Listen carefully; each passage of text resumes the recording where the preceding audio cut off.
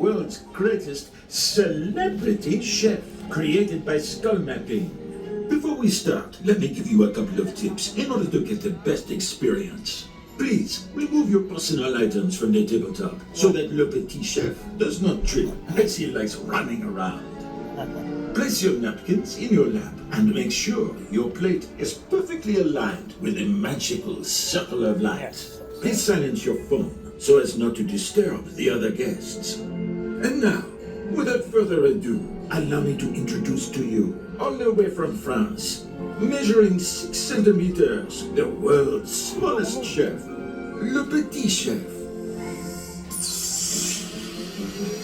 Bonjour.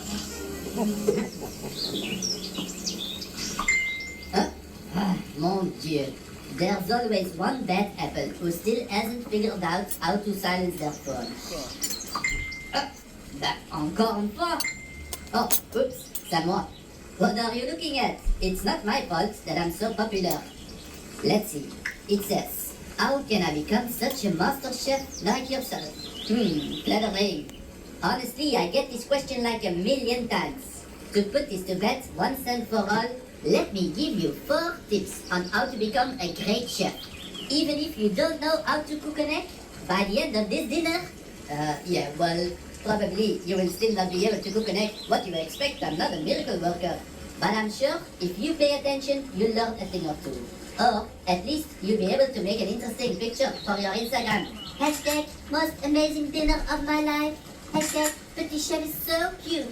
Okay, without further ado, pay close attention. Leçon numéro 1. 3 words. History of food. In order to become a master chef, you have to study the traditions and understand where food comes from. Let's take something simple and common as the tomato. Tomatoes don't come from Italy. No. The first tomatoes came from what today is known as Peru.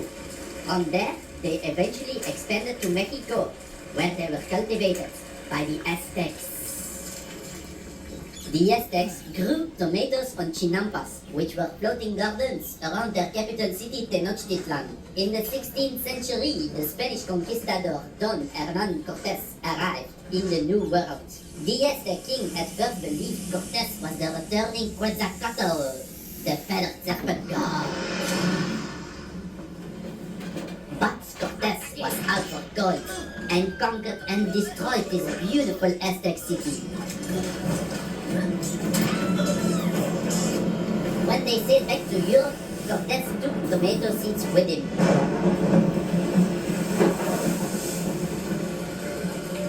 There, the tomato was introduced to the European aristocracy. But they got sick from eating tomatoes and even dropped dead. So, they started calling it the poison apple. It's like the fairy tale from Snow White, right? Turns out it was because the rich were eating of silvery pewter plates, and the tomatoes, which are high in acidity, dissolved part of the lead from the plates, and so when they ate tomatoes, they got lead poisoning. Finally, in the 19th century, an Italian chef created a pizza to celebrate the visit of Queen Margherita to Naples. He made a pizza with 3 ingredients that represented the colors of the new Italian flag. Red, the tomato sauce. White, the mozzarella cheese. And green, the basic topping. And so the pizza margherita was born, which was so successful that the tomato became a popular ingredient in many different dishes. So please enjoy this ingredient which made such beautiful travels over different continents.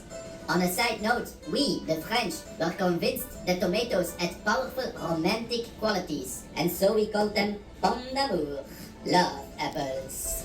So, if you fall deeply in love this evening, don't forget to invite me to your wedding. Bon appetit! The love apple. At least tonight we learned something new about tomatoes, how it started. Thank you. Thank you. Thank you so much.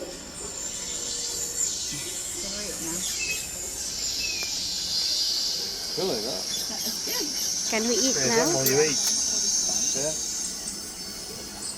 Wow, lovely. I come really got 1/4.